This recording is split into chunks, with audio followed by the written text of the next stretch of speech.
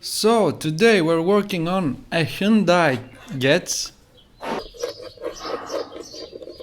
The car had like big misfire problem.